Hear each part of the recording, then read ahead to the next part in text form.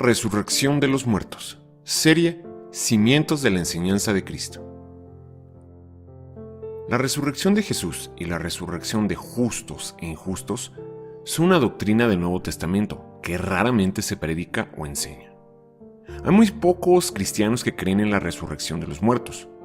Por la resurrección de los muertos se quiere expresar algo muy diferente de la inmortalidad del alma que cada cristiano cree. Y en eso está a nivel con el pagano, que cree también en la inmortalidad del alma. Pero la resurrección de los muertos es una doctrina bastante diferente, que trata no con el alma, sino con el cuerpo. El espíritu todo el mundo lo confiesa es eterno. Pero, ¿cuántos hay que niegan que los cuerpos de los hombres se levantarán efectivamente de sus tumbas en el gran día? Muchos creen que tendrán un cuerpo en el cielo, pero creen que será un cuerpo fantasmal, cuerpo etéreo, en lugar de creer que será un cuerpo semejante a este, un cuerpo sustancial, sólido, tal como el que tenemos aquí. Y hay algunos que creen que los impíos no tendrán cuerpos en el infierno, que no habrá tormentos reales para los condenados, sino que habrá de ser un fuego metafórico, azufre, cadenas y torturas metafóricas. Jesús enseñó que cada hombre que ha existido no solo vivirá por la inmortalidad de su alma, sino que su cuerpo vivirá otra vez, porque es tan eterno como el alma. Esa es la doctrina de Jesús. Charles H. Spurgeon. Las Sagradas Escrituras enseñan que hay 5 resurrecciones. Examinemos cada una de ellas. La primera es la resurrección de los muertos terrenales. Jesús resucitó a una niña de 12 años, hija del principal de la sinagoga que acababa de morir. Marcos 5, 41 al 42. La tomó de la mano y le dijo, Talita, cum, que significa, niña, a ti te digo, levántate.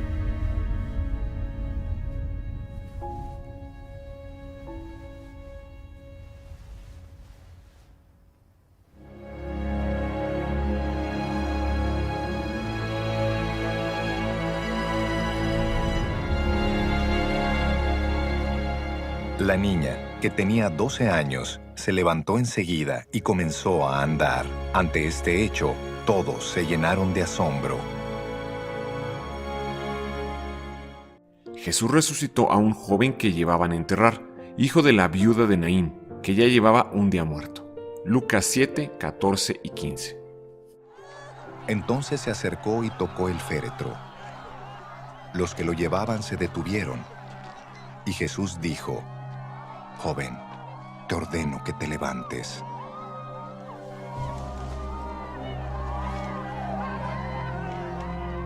El muerto se incorporó y comenzó a hablar, y Jesús se lo entregó a su madre.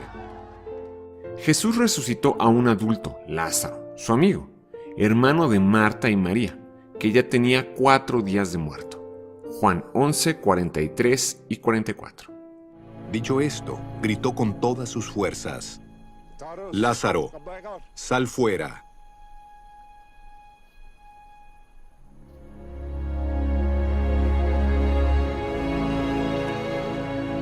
El muerto salió, con vendas en las manos y en los pies, y el rostro cubierto con un sudario. Quítenle las vendas y dejen que se vaya, les dijo Jesús.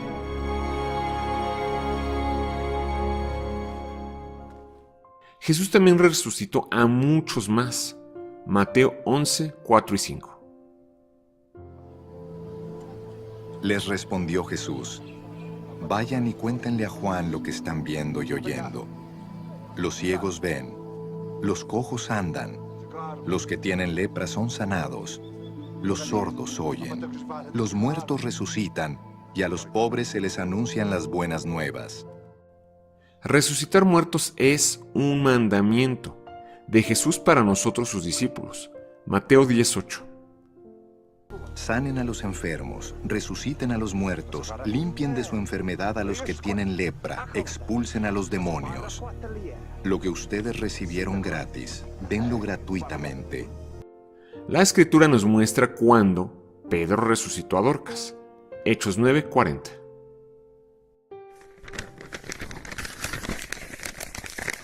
Pero Pedro les pidió a todos que salieran del cuarto. Luego se arrodilló y lloró. Volviéndose hacia el cuerpo, dijo: Tabita, levántate. Y ella abrió los ojos. Cuando vio a Pedro, se sentó.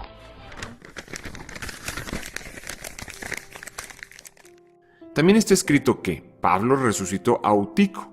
Hechos 20, 9 y 10.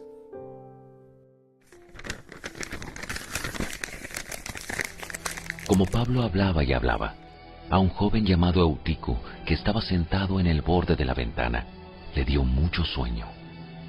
Finalmente se quedó profundamente dormido y se cayó desde el tercer piso y murió.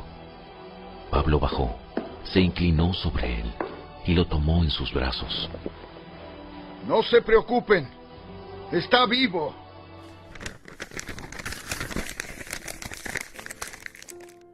Hay un factor común en cada resurrección terrenal. La gente cree en Jesús a causa de eso. Hoy en día, discípulos de Jesús siguen resucitando muertos, pero eso se manifiesta más que nada en lugares donde no se conoce el Evangelio y hay persecución. Hay un dicho popular muy cierto que dice: no se puede tapar el sol con un dedo. Los milagros, señales y prodigios, incluida la resurrección de muertos, son secretos a voces en muchas localidades en China, la India y países musulmanes, sobre todo en donde hay persecución extrema y los gobiernos reprimen y niegan públicamente todo eso, tal como la Roma imperialista hizo durante siglos, pero que al fin tuvo que sucumbir ante el poder del Evangelio de Jesucristo, tal como los líderes religiosos de Jerusalén cuando se empezaron a multiplicar los milagros, al grado que exclamaron: ¿qué haremos con estos hombres? Porque de cierto, señal manifiesta ha sido hecha por ellos, notoria a todos los que moran en Jerusalén, y no lo podemos negar. Jesús nos manda también a cada uno de nosotros a resucitar muertos. La segunda resurrección que enseña la Biblia es la resurrección de Jesucristo. Veamos 3 verdades al respecto. Primera verdad: hay pruebas indubitables e históricas de su resurrección. Hechos 1:3.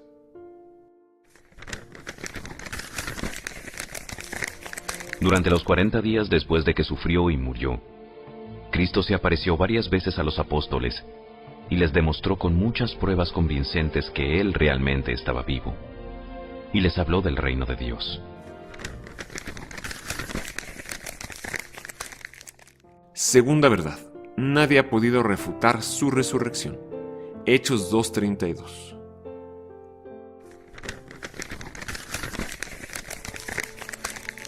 Dios levantó a Jesús de los muertos, y de esto todos nosotros somos testigos.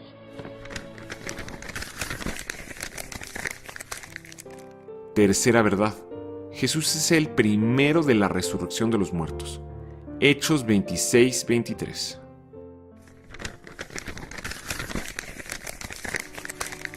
Que el Mesías sufriría y que sería el primero en resucitar de los muertos. Y de esta forma anunciaría la luz de Dios tanto a judíos como a gentiles por igual.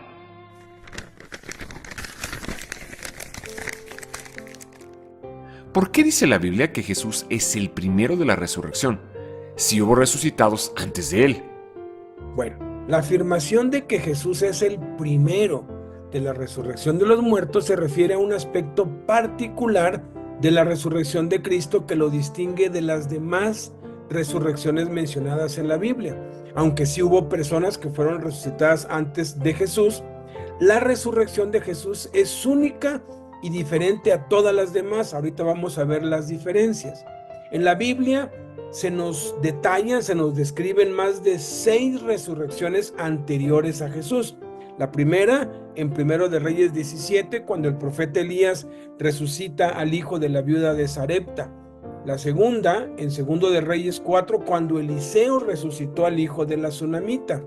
La tercera, es un poco hasta cómica, es en Segundo de Reyes 13, dice que unos hombres llevaban a sepultar a un hombre y de súbito vino una banda armada y en el escape arrojaron el cadáver allí en el sepulcro de Eliseo, y cuando llegó a tocar el muerto los huesos de Eliseo, revivió y se levantó sobre sus pies. Algunos aseguran que también salió huyendo, ¿verdad?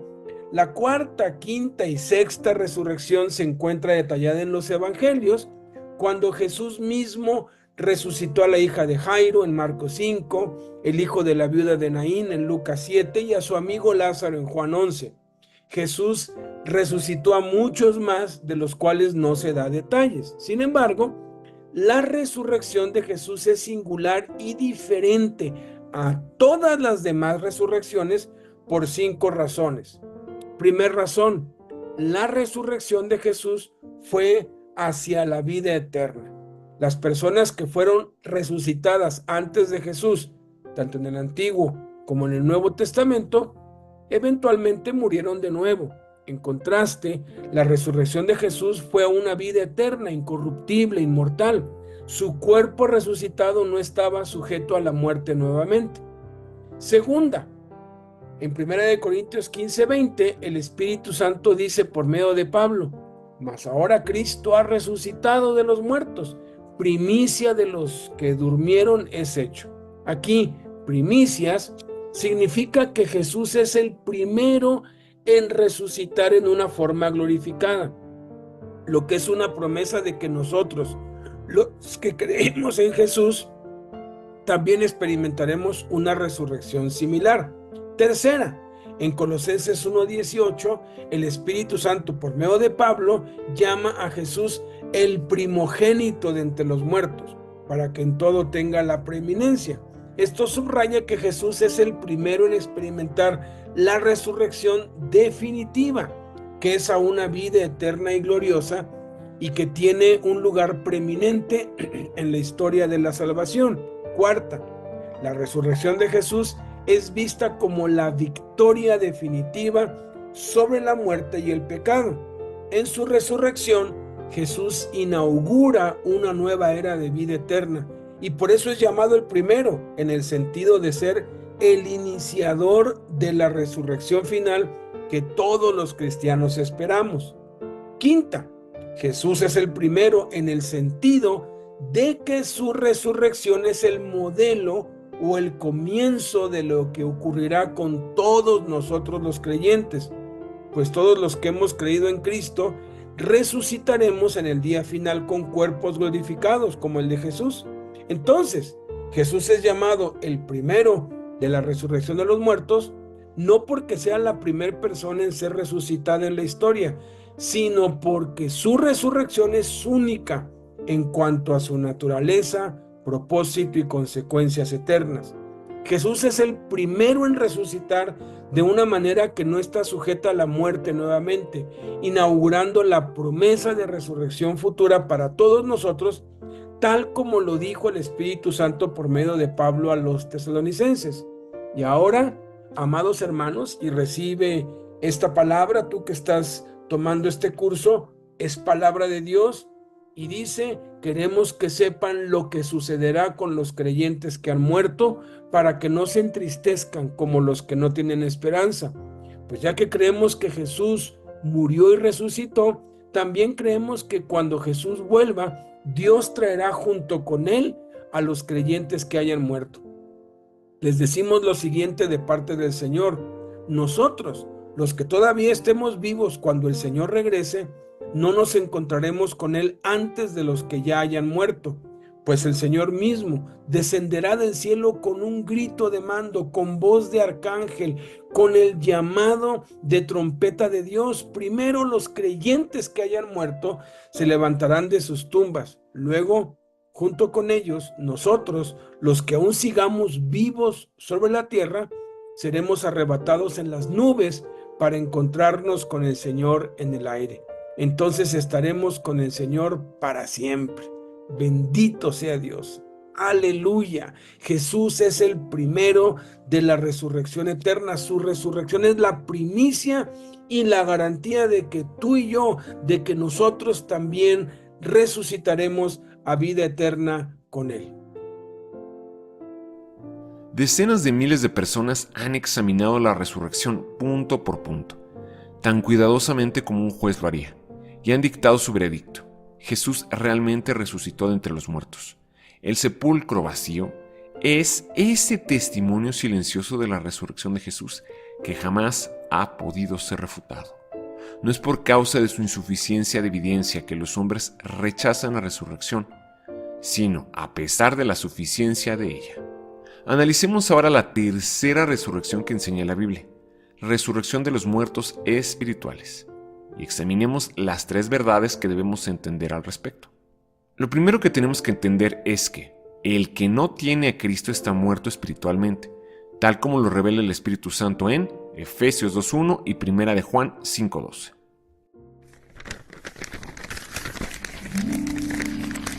Antes ustedes estaban muertos a causa de su desobediencia y sus muchos pecados.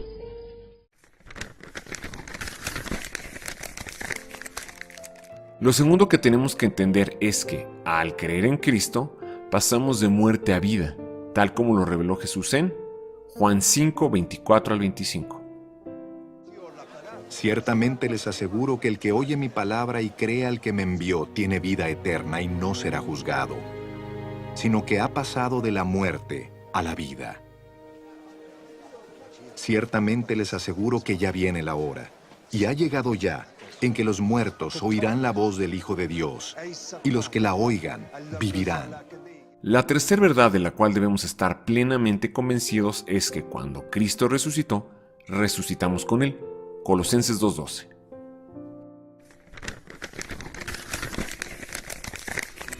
Pues ustedes fueron sepultados con Cristo cuando se bautizaron, y con Él también fueron resucitados para vivir una vida nueva, debido a que confiaron en el gran poder de Dios, quien levantó a Cristo de los muertos. La resurrección espiritual es más importante que la resurrección terrenal o física, ya que todos los que fueron resucitados por Jesús al final de sus vidas tuvieron que morir, y si no creyeron en Jesús como su Señor y Salvador, pasarán una eternidad sin Dios en oscuridad y atormentados en el lago de fuego.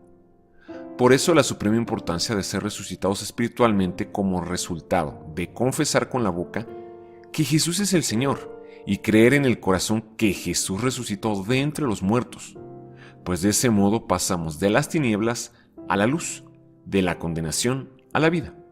Y esa es la única manera de asegurar nuestra entrada al cielo, a una eternidad con Dios, teniendo parte en el reino eterno de Jesucristo y vivir por la eternidad en el paraíso, del cielo nuevo y la tierra nueva. Cuando Jesús dijo que las obras que Él hizo, nosotros las haríamos también, y que aún mayores haríamos porque Él iba al Padre, por lo general pensamos que es algo imposible de alcanzar o lograr. Sin embargo, en los evangelios no solamente se habla de ciegos y muertos físicos, por dar dos ejemplos, sino también de ciegos y muertos espirituales. Entonces, cuando un creyente testifica de su fe con un incrédulo y lo lleva a los pies de Cristo y lo bautiza en agua para salvación, han ocurrido al menos 3 milagros, porque el incrédulo está ciego y muerto espiritualmente, además de condenado por no creer en Jesús. Pero al creer en Jesús y bautizarse, sus ojos son abiertos, es resucitado espiritualmente y es salvo de la condenación y juicio eterno. De ese modo, cada que evangelizamos y ganamos una persona para Cristo, estamos siendo usados por Dios para abrir los ojos de los ciegos y para resucitar muertos, además de ser instrumentos de Dios para la salvación.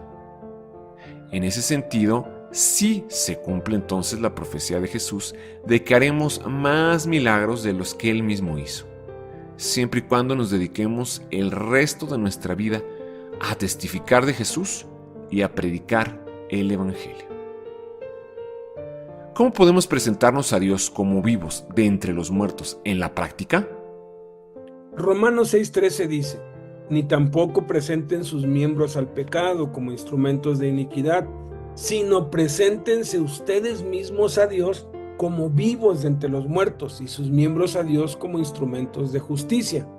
Otras versiones traducen este versículo así. La Nueva Traducción Viviente lo dice de esta manera: no dejen que ninguna parte de su cuerpo se convierta en un instrumento del mal para servir al pecado. En cambio, entréguense completamente a Dios, porque antes estaban muertos, pero ahora tienen una vida nueva.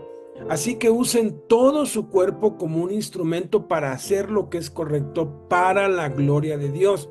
La versión de la Biblia Dios habla hoy, la versión popular dice: no entreguen su cuerpo al pecado como instrumento para hacer lo malo. Al contrario, entréguense a Dios como personas que han muerto y han vuelto a vivir, y entréguenle su cuerpo como instrumento para hacer lo que es justo ante Él.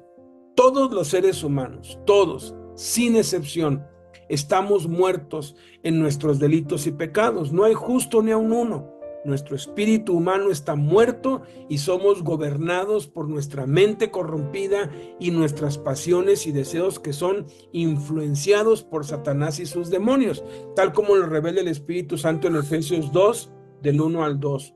Todos nosotros vivimos en otro tiempo en los deseos de nuestra carne, haciendo la voluntad de la carne y de los pensamientos, y éramos por naturaleza hijos de ira, lo mismo que los demás. La Nueva Traducción Viviente dice Efesios 2, 1 al 2 así: todos nosotros vivíamos impulsados por nuestros deseos pecaminosos, siguiendo nuestra propia voluntad y nuestros propósitos. Como los demás, éramos por naturaleza merecedores de la ira de Dios. La versión popular lo traduce así: así vivíamos también todos nosotros en otro tiempo, siguiendo nuestros malos deseos y cumpliendo los caprichos de nuestra naturaleza pecadora y de nuestros pensamientos. A causa de esto, merecíamos con toda razón el terrible castigo de Dios, igual que los demás. Tenemos que entender que somos una raza condenada al infierno, al lago de fuego eterno, una raza perdida. Por eso vino Jesús, para rescatar y salvar lo que ya se había perdido. Dios no va a enviar a nadie al infierno. La raza humana va rumbo a las tinieblas eternas, rumbo al infierno, y algunos con exceso de velocidad. Y la única manera de librarnos de ese inevitable e inminente destino es creyendo en Jesús, recibiéndolo en el corazón. Porque al momento de recibir a Jesús, el Espíritu dice que somos engendrados por Dios, que nos convertimos en una nueva criatura, una nueva creación. Pero esa nueva criatura tiene que crecer y desarrollarse.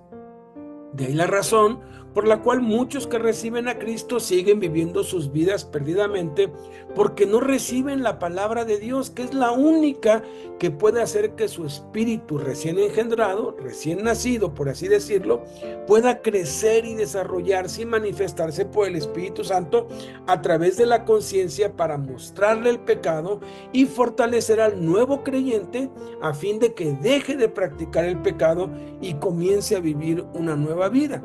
Por eso dice la Escritura en ese versículo famosísimo de 2 de Corintios 5:17, de modo que si alguno está en Cristo, nueva criatura es, las cosas viejas pasaron, he aquí todas son hechas nuevas. No dice que todas las cosas fueron hechas nuevas, sino que son hechas nuevas, lo que implica un proceso que se está llevando a cabo. Por eso también exhorta el Espíritu Santo en Romanos 12, 1 al 2, y aquí está la clave para responder a esta pregunta. Así que, hermanos, les ruego por las misericordias de Dios que presenten sus cuerpos en sacrificio vivo, santo, agradable a Dios, que es su culto racional. No se conformen a este mundo, sino transfórmense por medio de la renovación de su entendimiento, para que comprueben cuál sea la buena voluntad de Dios, agradable y perfecta. La Nueva Traducción Viviente traduce Romanos 12, 1 y 2 un poco más claro y nos lo dice de esta manera: por lo tanto, amados hermanos, les ruego que entreguen su cuerpo a Dios por todo lo que Él ha hecho a favor de ustedes, que sea un sacrificio vivo y santo, la clase de sacrificio que a Él le agrada. Esa es la verdadera forma de adorarlo. No imiten las conductas ni las costumbres de este mundo. Más bien, dejen que Dios los transforme en personas nuevas al cambiarles la manera de pensar. Entonces, aprenderán a conocer la voluntad de Dios para ustedes, la cual es buena, agradable y perfecta. Entonces, respondiendo a la pregunta, ¿cómo podemos entonces presentarnos a Dios como vivos de entre los muertos en la práctica? Tomando como base el texto que acabamos de leer en Romanos 12, lo primero que tenemos que hacer es entregar en oración cada miembro de nuestro ser en sacrificio vivo durante nuestro tiempo devocional, preferentemente por la mañana. Como los sacrificios que hacían en el Antiguo Testamento en Levítico, traían el cordero, le quitaban toda la piel, luego le quitaban el hígado, los riñones, los ijares, le quitaban las partes y lo iban entregando parte por parte, la cola, las patas, el corazón, los ojos, etcétera, y todo lo iban echando al fuego. Uno se pregunta, bueno, ¿por qué no? Si al final de cuentas iba a ser quemado todo, ¿por qué no lo echaban todo al fuego? Porque Dios nos estaba dando allí una ilustración de lo que tenemos que hacer. Tenemos que entregarle a Dios todos los días nuestros ojos para que Él vea a través de ello, nuestros oídos para que Él oiga a través de ellos, nuestras manos para que Él las use para sanar, para tocar a otros, nuestros pies para que caminemos por los caminos de Él. Tenemos que entregar nuestro corazón, nuestra mente. Entonces, uno, entrega. Segundo, durante tu tiempo devocional,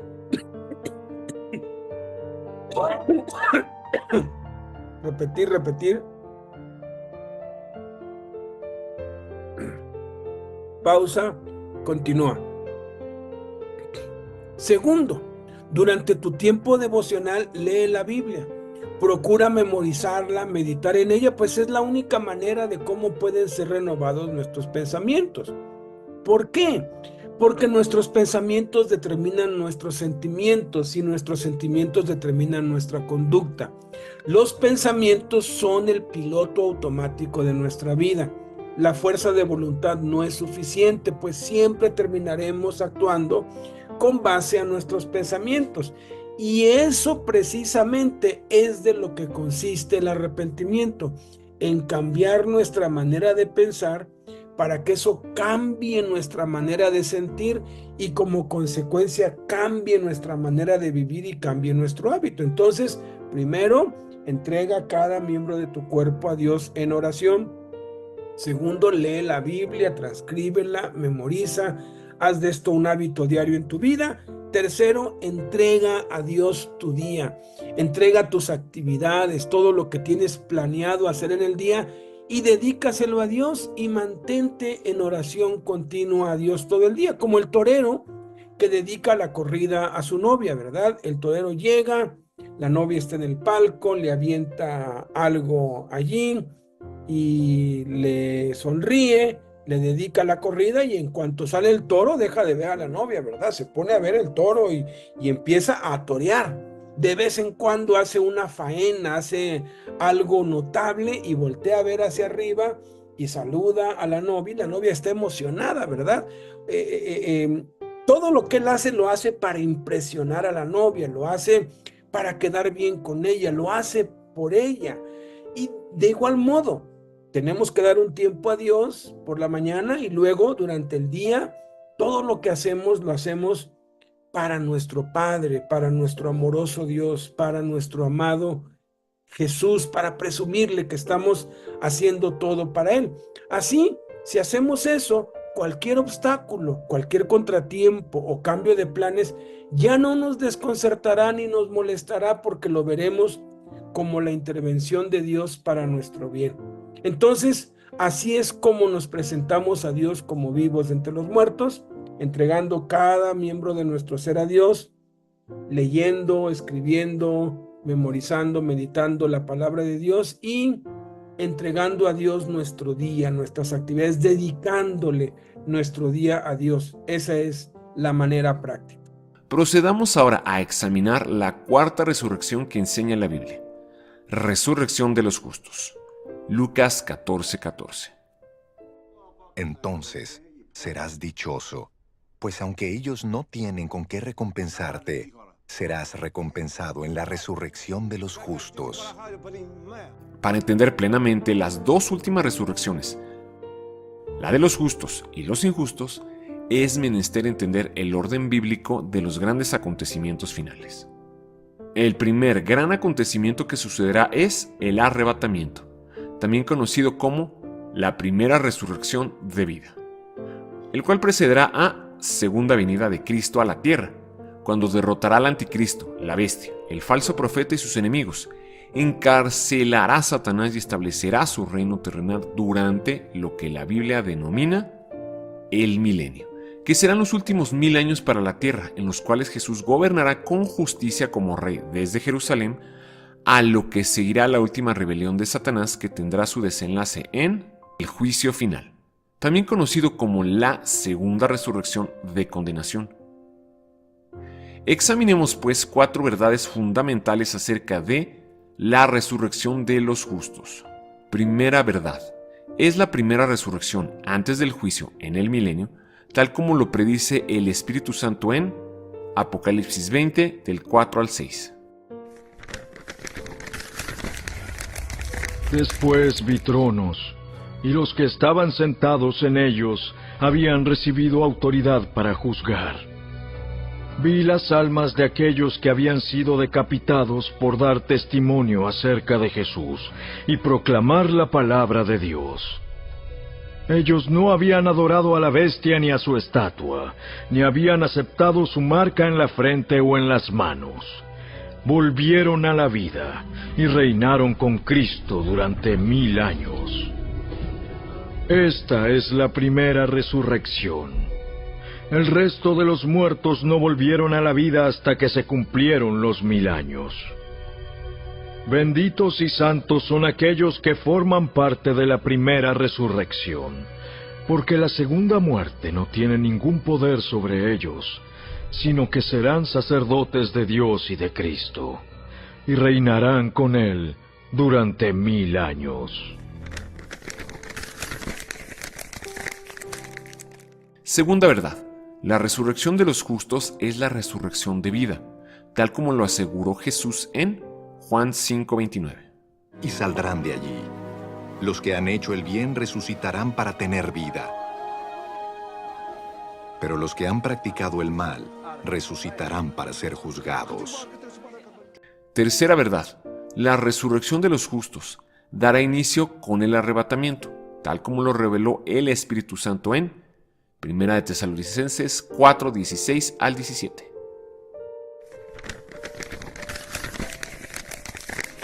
Pues el Señor mismo descenderá del cielo con un grito de mando, con voz de arcángel y con el llamado de trompeta de Dios. Primero los creyentes que hayan muerto se levantarán de sus tumbas. Luego, junto con ellos, nosotros, los que aún sigamos vivos sobre la tierra, seremos arrebatados en las nubes para encontrarnos con el Señor en el aire. Entonces, estaremos con el Señor para siempre.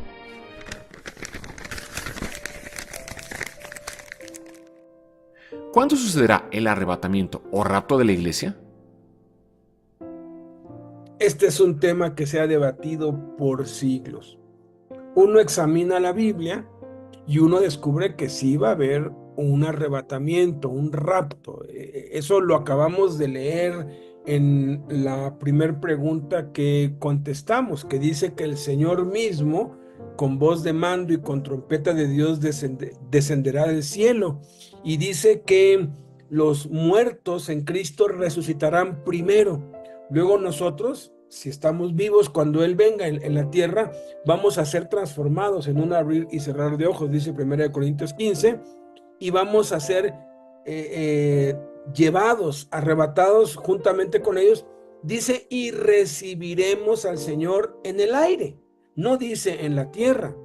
Ese acontecimiento que menciona el Espíritu Santo en primera a los tesalonicenses y que también está en 1 Corintios 15 y que también se menciona en Tito, en Timoteo y en muchas otras partes, y en el Apocalipsis se ve varias veces, es lo que se conoce como el arrebatamiento o el rapto de la iglesia. La verdad es que nadie sabe a ciencia cierta cuándo va a suceder esto. Si nos vamos a la interpretación estricta, si nos vamos pues al análisis estricto de ok, vamos literalmente, pues vamos a poner en orden cronológico los acontecimientos del Apocalipsis.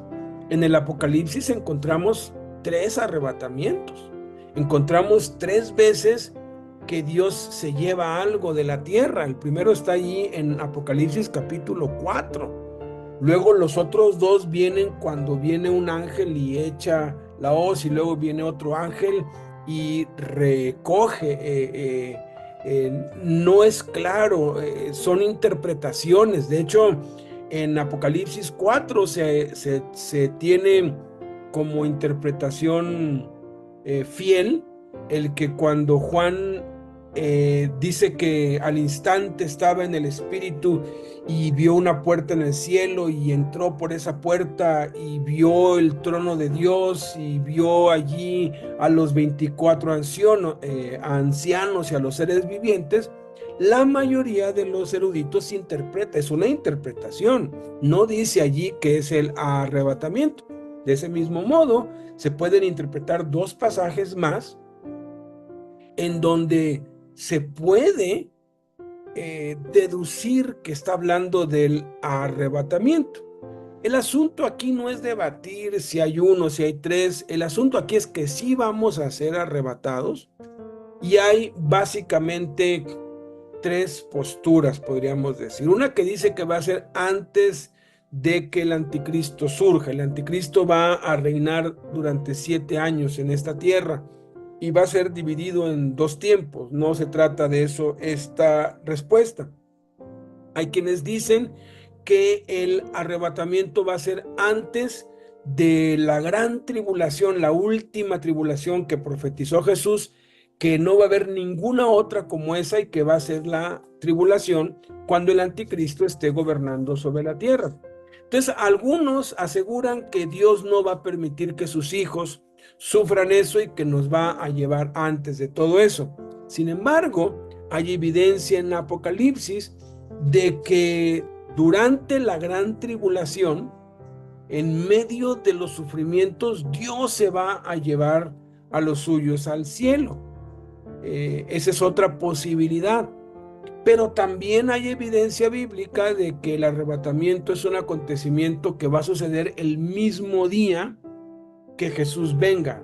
Nos arrebata, nos lleva, nos encontramos con él en las nubes y luego descendemos con él para que venga y derrote al anticristo y al falso profeta, y los acontecimientos del fin que estamos estudiando en esta enseñanza. Sea como fuere, lo importante aquí es entender que sí va a haber un arrebatamiento y que sí Jesús nos va a llevar con él.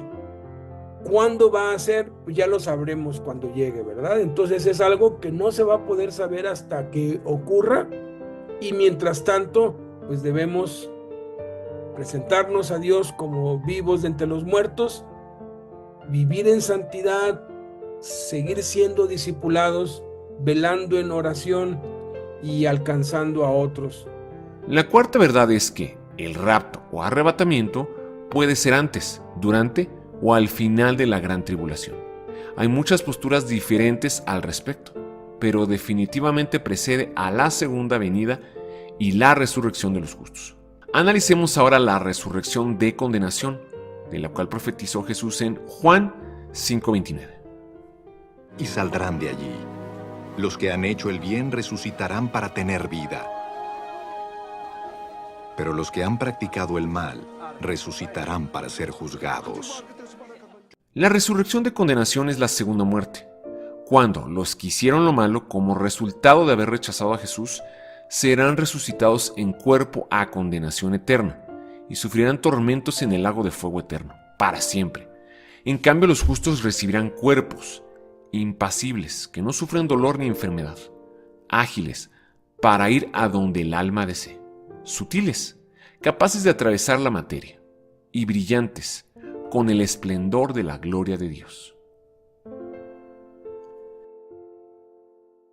Hay 4 verdades que debemos conocer respecto a la resurrección de condenación. Primera verdad, es la segunda muerte después del milenio. Apocalipsis 20, 7, 14.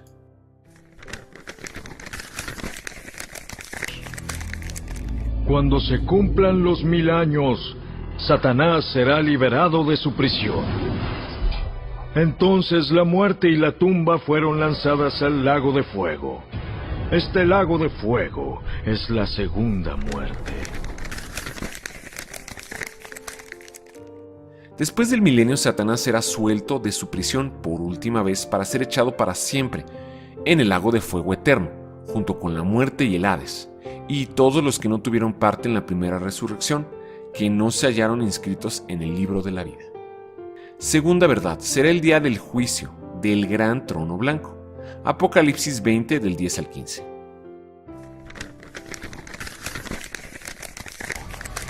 Después el diablo, que las había engañado, fue lanzado al lago de fuego que arde con azufre, donde ya estaban la bestia y el falso profeta. Allí serán atormentados día y noche por siempre jamás. Y vi un gran trono blanco, y al que estaba sentado en él. La tierra y el cielo huyeron de su presencia, pero no encontraron ningún lugar donde esconderse. Vi a los muertos, tanto grandes como pequeños, de pie, delante del trono de Dios. Los libros fueron abiertos, entre ellos el libro de la vida. A los muertos se les juzgó de acuerdo a las cosas que habían hecho, según lo que estaba escrito en los libros. El mar entregó sus muertos, y la muerte y la tumba también entregaron sus muertos, y todos fueron juzgados según lo que habían hecho. Entonces la muerte y la tumba fueron lanzadas al lago de fuego. Este lago de fuego es la segunda muerte. Y todo el que no tenía su nombre registrado en el libro de la vida fue lanzado al lago de fuego. Este juicio es para condenar a los que rechazaron a Cristo. Los cristianos compareceremos ante el tribunal de Cristo y seremos juzgados por nuestras obras, para recompensas, galardones, coronas y autoridades. Tercera verdad, todos seremos juzgados según nuestras obras. Mateo 25, 31 al 33, 41 al 43. Cuando el Hijo del Hombre venga en su gloria, con todos sus ángeles, se sentará en su trono glorioso.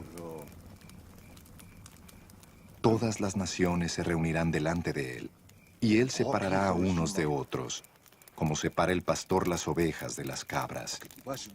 Pondrá las ovejas a su derecha y las cabras a su izquierda.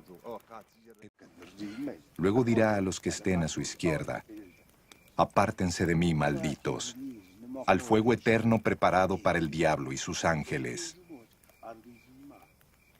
Porque tuve hambre, y ustedes no me dieron nada de comer. Tuve sed, y no me dieron nada de beber. Fui forastero, y no me dieron alojamiento. Necesité ropa, y no me vistieron. Estuve enfermo y en la cárcel, y no me atendieron. Somos salvos por gracia, no por obras, sino para buenas obras, las cuales Dios preparó de antemano para que anduviésemos en ellas. El juicio para los impíos será para condenación, para destrucción y tormento eternos. El juicio para los justos será para recompensas, dependiendo de lo que cada uno hayamos edificado sobre el fundamento que es Jesucristo, ya sea que edificamos oro, plata, piedras preciosas, madera, heno u hojarasca. La obra de cada uno se hará manifiesta, porque el día la declarará. Pues por el fuego será revelada, y la obra de cada uno, cual sea, el fuego la probará. Si permaneciere la obra de alguno que sobreedificó, recibirá recompensa. Si la obra de alguno se quemare, él sufrirá pérdida. Si bien él mismo será salvo, aunque así como por fuego. ¿Qué significa edificar con oro, plata, piedras preciosas, heno y hojarasca? ¿Qué significa esto? Pues bueno, la Biblia es su propio intérprete. El oro en la escritura significa la oración. El altar de oro que se le añadía incienso con las oraciones de los santos, y tú puedes ver mucha tipología en el Antiguo Testamento y también en el Nuevo que te demuestran, y podemos demostrar con la Sagrada Escritura, que el oro significa la oración. Una vida de oración es una vida que va a prevalecer. Cuando edificamos con oro, con oración, entonces el día del juicio nuestra obra va a permanecer, ¿no? La plata, es muy claro en la escritura que la plata es un símbolo de la Biblia, de la palabra de Dios. Si nuestra vida está fundada sobre la roca, sobre la palabra de Dios, si la palabra de Dios abunda en nuestro corazón, la palabra de Cristo mora en nuestro corazón, leemos la Biblia, la transcribimos, la meditamos, la memorizamos, y todo lo que hacemos, lo hacemos basados en la palabra y guiados en la palabra, estamos edificando con plata. Las piedras preciosas se refiere a las personas, pero en este punto particular se refiere a la familia, comenzando con la familia natural, con los padres, la esposa, los hijos, los familiares, y la familia de la iglesia. Todo lo que hacemos, el tiempo que dedicamos para cultivar el compañerismo, el tiempo que dedicamos para nuestro matrimonio, para nuestros hijos, todo eso implica edificar con piedras preciosas. Edificar con madera, heno y hojarasca son las cosas que no van a permanecer el día del juicio. ¿Qué significa sobre edificar con madera? Todo esto tiene que ver con acciones que benefician a la humanidad. Y aquí entra los movimientos sociales, la política, aquí entra el ayudar al prójimo simplemente por ayudarlo, por hacerle un bien. El heno tiene que ver con la naturaleza, con los animales, con el medio ambiente. Hoy está de moda, ¿verdad? La ecología, cuidar el ambiente, cuidar los árboles, cuidar la flora, la fauna. Muchos están viendo el peligro, el riesgo, y entonces dedican sus vidas a mejorar el medio ambiente, a procurar que no haya calentamiento global y hacer muchas acciones que ayuden. Y eso es bastante bueno, pero al final de cuentas, eso también se va a consumir. Y por último, hojarasca, pues es lo que no sirve, lo que se pisa, lo que se quema. Son todas aquellas cosas que no aportan nada ni para el medio ambiente, ni para la humanidad, ni para los animales, ni para Dios, ni para nada. Cuarta verdad. Empezarán cielo nuevo y tierra nueva. Apocalipsis 20:1.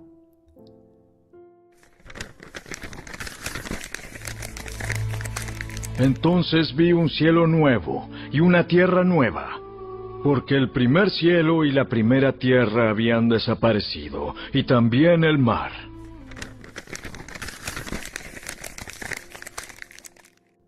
Después del juicio final, los cielos y la tierra serán deshechos, y dará inicio a la eternidad en luz para los redimidos y tinieblas para los impíos.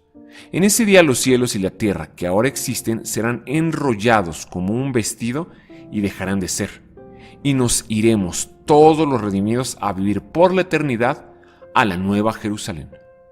Majestuosa ciudad, en la cual las calles y las paredes son de oro transparente, los cimientos y estructuras son de diamantes, en la cual atraviesa el río de la vida, en cuyo centro está el árbol de la vida y que es alumbrada por la gloria de Dios.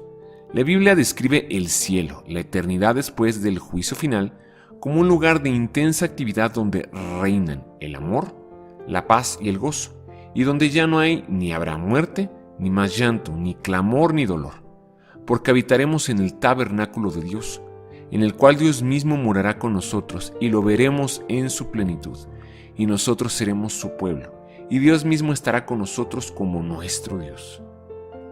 Pero los cobardes incrédulos, los abominables y homicidas, los fornicarios y hechiceros, los idólatras y todos los mentirosos tendrán su parte en el lago que arde con fuego y azufre, que es la muerte segunda.